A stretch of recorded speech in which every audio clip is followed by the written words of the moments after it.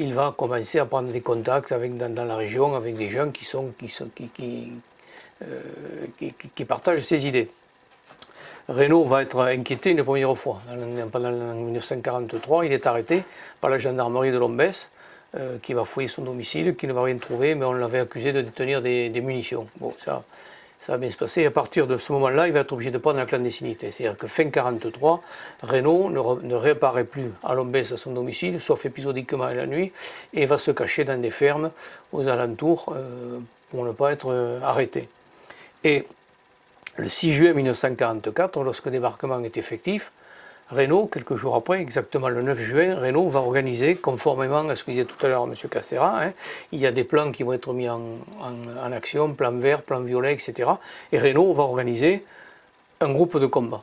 Et il va faire venir le 9 juin 1944, à 6 mois, où il se cache dans une famille chez M. Cassel-Yabert, il va faire venir un premier contingent de volontaires.